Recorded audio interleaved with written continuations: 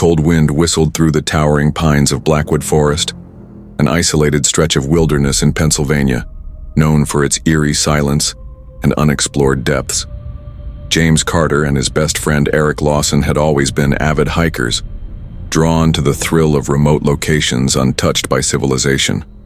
When they heard about Blackwood Forest, an area with no official trails and a history of strange disappearances, they saw it as the perfect challenge. James had read the warnings online. Local legends spoke of hikers who ventured too deep, never to return. Some blamed the rugged terrain, others whispered of something much darker, ancient rituals, hidden altars, and something lurking beneath the trees. But James and Eric weren't the kind to believe in ghost stories. Their trip began like any other: crisp autumn air, golden leaves crunching underfoot, and the thrill of exploring unmarked territory. The forest was vast and eerily quiet, with no signs of wildlife except for the occasional rustling in the underbrush. By late afternoon, they stumbled upon a small clearing, perfect for setting up camp. The silence felt unnatural, but neither of them acknowledged it. As night fell, a dense fog rolled in, swallowing the trees in a suffocating white haze. The fire crackled weakly as James rummaged through his backpack. That's when Eric noticed something: a pile of stones arranged in a perfect circle a few feet away from their tent. "Was this here before?" Eric asked, his voice uneasy. James frowned, kneeling to inspect the stones. Each rock was marked with a strange symbol, carvings that didn't look like ordinary graffiti. They resembled runic inscriptions spiraling inward like a labyrinth. "Probably some old marker," James shrugged, though a chill ran down his spine. "Maybe from old settlers." They left it alone and went to sleep, but sometime during the night, James woke up to the sound of whispers. Low, hushed voices speaking in a language he didn't recognize. He sat up, heart pounding, scanning the darkness. The fire had nearly died out, leaving only glowing embers. Then he saw it. A figure standing just beyond the circle of stones. It was tall, impossibly thin, its face obscured by the fog. James froze, gripping his flashlight. When he flicked it on, the figure vanished. "Eric, wake up," James hissed, shaking his friend. Eric groaned, rubbing his eyes. "What?" James hesitated. He didn't want to sound paranoid. I think there's someone out there." Eric sat up, listening. The forest was dead silent. No wind, no crickets. Just a crushing, oppressive stillness. "Let's check it out," Eric suggested, grabbing his pocket knife. They stepped beyond the firelight, scanning the darkness. The trees loomed overhead, their branches twisting like skeletal fingers. That's when James noticed something. The circle of stones had changed. The symbols were now glowing faintly, pulsing like dying embers. A sudden snap of a branch made them spin around. Something moved in the trees. A shadow darting between the trunks. James's breath hitched. "We need to go. Now." They bolted back to the tent, grabbed their gear, and started hiking back toward the direction they had come. But something was wrong. The landscape looked different. The trees weren't where they should be. It was as if the forest had shifted, trapping them inside a maze. An hour passed, then two. No sign of the trail. Their flashlights flickered and the fog thickened, suffocating. That's when Eric screamed. James spun around. Eric was standing over something half buried in the leaves, a skeleton. Its bones were ancient, but the skull had strange carvings etched into it, identical to the symbols on the stones. Worse, there were fresh footprints leading away from the remains. But they weren't human. Panic set in. James pulled out his phone. No signal. The fog muffled their voices, absorbing all sound. Then they heard it. A whisper. Right behind them. James turned slowly, his pulse hammering. There, just beyond the mist, stood a group of figures, cloaked in shadows, their faces hidden beneath ancient wooden masks carved with those same labyrinthine symbols. They didn't move. They just watched. Eric grabbed James's arm, Run. They sprinted. Branches clawed at their clothes. Shadows darted between the trees. Footsteps, not theirs, pounded the earth behind them. Something was chasing them. The forest felt endless. The deeper they ran, the more it felt like they weren't escaping, but being herded somewhere. Then, suddenly, the ground disappeared beneath them. James hit the earth hard, tumbling down a steep slope into a dark, open space. The fall knocked the breath from his lungs. He groaned, pushing himself up. Eric lay beside him, unconscious. Then James saw where they were. A massive underground chamber. The walls were lined with dozens of skeletal remains, each arranged in ritualistic patterns. Symbols covered every surface, glowing faintly like embers. And in the center, a stone altar, stained dark with something old, something that smelled like decay. Eric stirred, groaning. James grabbed him, shaking. "We have to move." A sound echoed through the cavern, a low, guttural chant. The masked figures were descending into the chamber. Torches flickered in their hands. James felt it then, the crushing realization. This was a trap. They were never meant to leave. The ritual wasn't just ancient. It was still happening, and they were the next sacrifice. James made a decision. He grabbed a loose rock and slammed it against Eric's leg. Eric yelped in pain, snapping awake. "What the hell? Run!" James roared. Eric didn't question it. They bolted toward the nearest tunnel, ignoring the screams that erupted behind them. The figures chased them, but James didn't look back. They ran blindly through the tunnels, twisting through the maze of stone and darkness, until light. Bursting out into the open, they collapsed onto the forest floor. The sky was gray. The fog had lifted. No figures, no whispers, just the cold morning air. They didn't stop running until they found a road. Hours later, a ranger found them. They tried explaining what happened. The ritual, the figures, the underground chamber.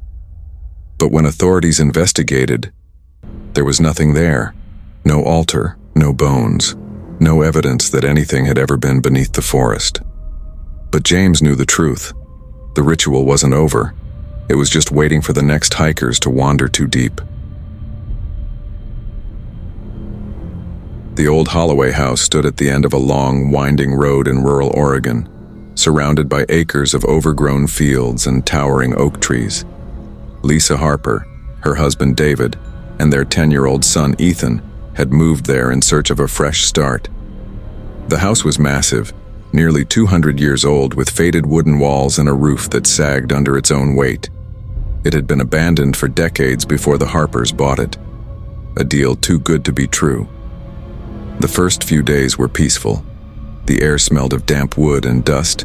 The floors creaked with every step, and at night, the wind howled through the empty halls. Lisa chalked it up to the quirks of an old house. But then, the whispers began. It started on their third night. Lisa was brushing her teeth when she heard it. A soft, distant voice, calling her name. "Lisa." She froze, toothbrush in hand. David was in the bedroom, Ethan asleep down the hall. The voice had come from the hallway just beyond the bathroom door. "David," she called, stepping out. Silence. The hall stretched out before her, dark and empty.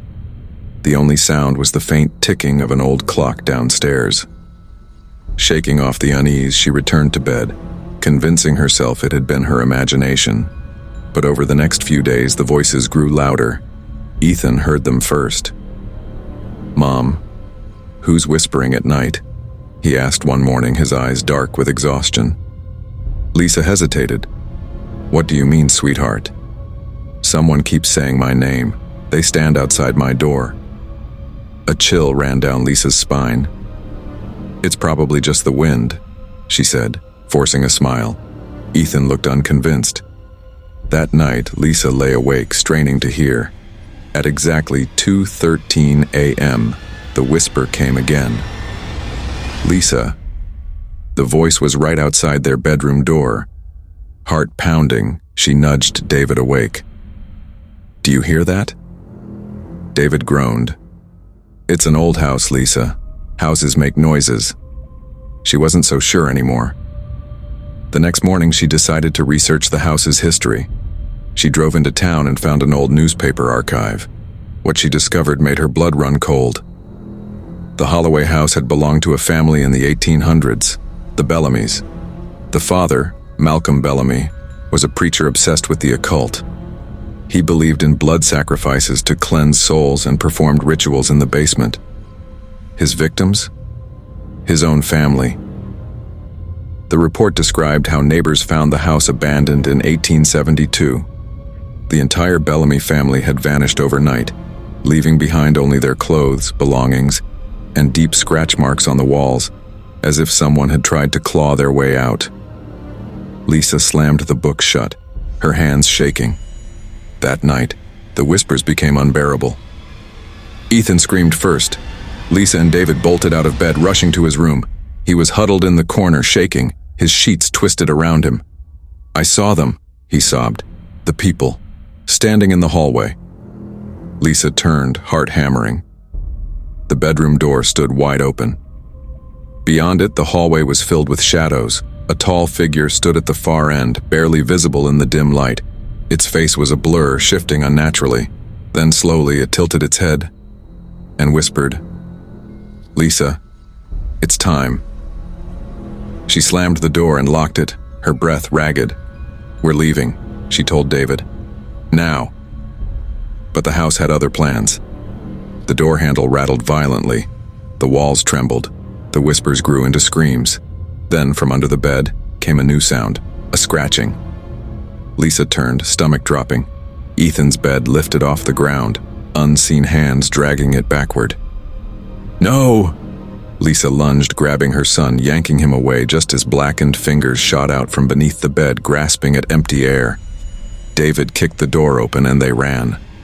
The hallway stretched impossibly long, as if the house itself was warping, trapping them inside. Then, the basement door burst open. Lisa saw it. The ritual chamber. The walls were covered in names carved deep into the wood. Her name, David's name, Ethan's name. This wasn't just a haunted house, it was a trap. A place that collected souls. Suddenly, the whispers turned to shrieks. The walls buckled, black hands emerging from the wood, reaching, clawing. Lisa grabbed Ethan, yanking him toward the front door. David was right behind her, until something pulled him back. "Lisa!" he screamed. She turned in time to see him dragged into the floor, his body disappearing into the rotting wood. And then, the house went silent. Lisa collapsed onto the lawn, clutching Ethan. The house loomed behind them, dark and still. David was gone. No police report explained what happened. The house was declared abandoned once again. Lisa and Ethan left town. But sometimes in the dead of night, Lisa wakes up and hears it. A voice, whispering her name, from the walls, from the floor, from the shadows, and she knows. David is still in that house, waiting, and the house is waiting for her to come back. It was supposed to be a simple camping trip, just a weekend getaway for Kara, Thomas, Jake, and Rachel, 4 college friends eager to escape the grind of daily life. They had planned the trip to Wyoming's remote wilderness, far away from city lights, a place where they could unwind and reconnect with nature.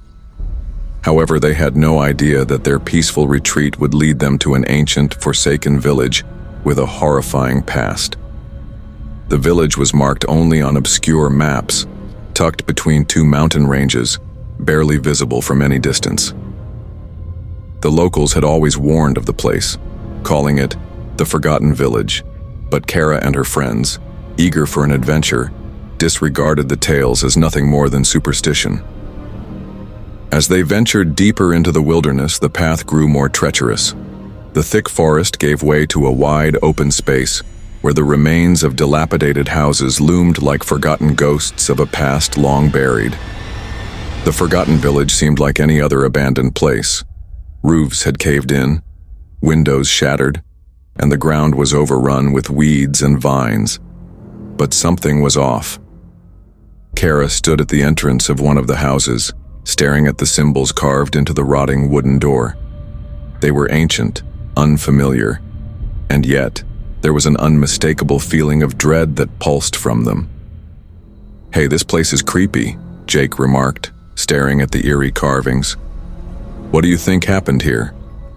Thomas shrugged. "Probably just a ghost town. People left, and nature took over.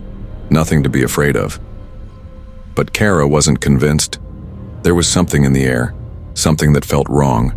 She glanced toward Rachel, who seemed equally unsettled, but neither of them said anything. That night, they camped near the outskirts of the village. As darkness enveloped them, the sound of whispers drifted on the wind carried from the village ruins. At first, they dismissed it as an animal or the wind playing tricks, but the whispers grew louder, more distinct. They were words murmuring in an old language. Jake laughed nervously. "You guys hearing that? It's like the place is alive." Kara, wide-eyed, turned toward the village. The whispering was constant now, like voices beckoning them, calling them closer. "We should leave tomorrow," Rachel said, her voice trembling. "This place feels wrong." But before anyone could respond, a strange, low rumble echoed through the ground, as though something was stirring beneath the earth. The wind picked up, howling around them, making the trees sway violently. They huddled together around the fire, their nerves on edge, unsure whether they were simply imagining things or if something truly sinister was at play. The next day, they decided to explore the village in the daylight. The sun was high, but the atmosphere felt unusually dim. The sky above them seemed to swirl with thick clouds, casting shadows on the cracked stone and broken houses. As they entered a particularly old building at the center of the village, they discovered a hidden basement, its door barely hanging on its hinges. Kara, despite her unease, pushed the door open. The room below was damp and cold, filled with the scent of mildew and decay. But there was something else in the air, a heavy, oppressive feeling, like they were being watched. They found an altar in the center of the basement surrounded by ancient symbols carved into the stone. On it, there was a dried, human-shaped figure bound and twisted in a grotesque manner. The air felt thick with an unnatural energy, as if the altar itself had been waiting for something or someone. Rachel recoiled. This isn't just a ghost town. This was a place of sacrifice. Before Kara could respond, they heard the creaking of floorboards above them. Something was moving. They rushed back upstairs, only to find the village even darker than before. The sun seemed to have disappeared, replaced by a gray mist that filled every corner, suffocating the landscape. "Where did the path go?" Jake asked, his voice panicked. "I don't recognize any of this." They turned, realizing that the village itself had shifted. The houses now stood at strange angles, and the air was thick with fog. They had entered a place where the rules of reality no longer applied. Kara's heart raced as she frantically tried to retrace their steps, but every direction led them to more of the same: endless streets, crumbling houses, and those disturbing symbols that were now appearing everywhere. They were trapped. "Something's wrong," Thomas muttered, his face pale. "This place is alive, and it's changing us." The whispering returned, louder this time. The words were unmistakable. "You belong here now." Panic set in. The friends scattered, each trying to escape the suffocating village, but the mist clung to them, following them through the streets, narrowing their choices. The houses seemed to close in, their windows glowing faintly, as though they were watching. A soft chanting began from deep within the village, a rhythm that felt too ancient to be from any living being. Kara felt something, a force, an invisible grip, holding her back. She turned, her eyes wide with fear, and saw figures emerging from the mist. They were tall and gaunt, draped in torn robes, their faces hidden beneath hoods. Their hands were elongated, reaching toward Kara as if to pull her into their fold. The ritual had begun. They were the last pieces of the sacrifice. "Run!" Kara screamed to her friends, but before they could move, the figures surged forward. They tried to fight back, But the village's power was too strong. The mist thickened, and the ground beneath their feet began to crack, sending them tumbling into the earth below. Kara landed hard on the cold stone, her body bruised and broken. When she looked up, she was in a cavernous underground chamber, the ceiling lined with human bones, and the walls adorned with the same disturbing symbols. In the center of the room, a large stone altar pulsed with dark energy, a shadowy figure standing above it. The villagers had returned to complete the ancient ritual, and Kara and her friends were to be the final offerings. The shadow spoke in a deep, rasping voice. "The village lives on through you. You are now part of the cycle." Kara tried to scream, but her voice was silenced by a strange force as the villagers closed in, their hands reaching for her, pulling her toward the altar. As the cold stone touched her skin, she felt the pull. Her soul was being absorbed into the very fabric of the village itself. She could hear the whispers now from all around her, the souls of those who had been sacrificed before her. The forgotten village had claimed another set of victims, and its hunger would never be satisfied.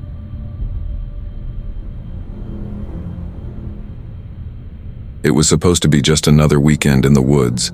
Mark, Sarah, Jason, and Emma had planned a short hiking trip to Black Hollow, a secluded forest in the Appalachian Mountains, known for its eerie beauty and solitude. The group, eager to escape the chaos of everyday life, had been looking forward to spending time together away from their phones and technology. Little did they know, Black Hollow wasn't just a quiet retreat. It was a place of forgotten rituals and dark secrets. The hike began at dawn, the sun barely peeking through the dense canopy of trees. The path ahead was long, winding through dense woods. The air was thick with the scent of pine, damp earth, and a strange, almost metallic tang that none of them could place. "It's too quiet here," Sarah remarked, glancing around nervously. Jason laughed, brushing it off. "It's the woods, Sarah. It's supposed to be quiet." But Sarah wasn't convinced. The silence felt unnerving, unnatural. Even the birds had stopped singing. They walked for hours, their trail leading them deeper into the forest. Just when they began to feel the isolation of the woods, they stumbled upon a small clearing. At the center stood an ancient stone circle, overgrown with moss, its stones weathered and cracked with age. At first it seemed like nothing more than an old abandoned campsite, but as they drew closer, they noticed something strange. The air was colder here, thicker, like the space was holding its breath. Mark knelt down to examine one of the stones. "This isn't just a circle of rocks. This looks like some kind of ritual site." The others gathered around. They could see now, carvings on the stones, symbols that none of them recognized. Strange markings, like clawed hands reaching out or squiggly lines that resembled the shape of snakes. "What do you think it means?" Emma asked, her voice hushed. "I don't know," Mark said, running his fingers along the grooves in the stone. "But I think we should get out of here." Before they could leave, Sarah stepped forward. "Wait, look at this." She pointed to the center of the stone circle where something dark was buried beneath the soil. As Mark knelt to investigate, he uncovered a rough wooden box, its surface carved with more disturbing symbols. "Don't touch it," Jason warned, but it was too late. Mark had already opened the box, revealing a blood-stained cloth wrapped around something small and cold. The group stared at it, unsure what it was, but then they realized it was a human hand preserved in the cloth, the fingers curled unnaturally. A cold shiver ran down their spines. "What the hell is this?" Emma gasped. Before anyone could respond, the wind picked up and the sky above them darkened. The air grew thick, heavy, like it was pressing down on them. Suddenly, the whispering began. It was faint at first, a low murmur carried by the wind. Then it grew louder, voices speaking in an old language, the words incomprehensible yet somehow familiar. Mark stood up, holding the hand in his trembling fingers. "We need to leave. This isn't right." But the ground beneath them began to tremble. and the stone circle lit up with an eerie glow, as if the stones themselves were awakening. "Mark, what did you do?" Jason shouted. "I don't know," Mark replied, panic rising in his chest. "I didn't mean to." Suddenly, the forest fell completely silent. The whispering stopped. The trees no longer swayed in the wind. All was still. Then from the shadows between the trees, figures emerged. They were tall, draped in dark robes, their faces hidden beneath hoods. The group froze, unable to move, as the figures slowly circled the stone circle. Sarah took a step back. "We need to go, now." But the figures blocked their path, their bodies moving unnaturally. They were too fast, too silent, like shadows that moved with purpose. One of the figures raised a hand, and a low chant began. The words sounded ancient, twisted, words that resonated deep within their bones, a deep feeling of dread settling over them. Emma turned, looking for an escape, but the trees had closed in. The stone circle had somehow expanded, and they were trapped. A voice spoke, though it wasn't human. It echoed through their minds, a cold whisper that seemed to come from everywhere. "You have awoken the ritual. The forest claims what is its own." Mark's heart raced. He realized too late that the stone circle was no ordinary relic. It was a trap, designed to bind souls to the forest forever. The figures began moving toward them, their hands raised in silent commands. The trees around them twisted and groaned, as if the forest itself was alive, closing in on them. The ground beneath their feet began to give way, and they found themselves standing on a precipice, a chasm opening beneath them. "We're going to die here," Sarah whispered, tears in her eyes. "Fight back," Mark shouted, but it was too late. The figures were upon them now, their hands grabbing hold of them with unnatural strength. The woods seemed to suck them in, as though the ground itself was consuming them. One by one, the group was pulled into the chasm, their screams swallowed by the night. Mark was the last to fall, and as he did, he saw the figures standing at the edge of the circle, chanting their ancient, cursed words. The forest swallowed them whole, never to be seen again. Epilogue. 2 years later, hikers would find their way to the stone circle, just as the group had before. But they would hear the whispers, calling them closer. They would see the stones glowing faintly in the moonlight, waiting for the next ritual to begin. And they would hear the voices of Mark, Sarah, Jason, and Emma, forever lost to the forest, trapped in Black Hollow, their souls claimed by the ritual that never ended.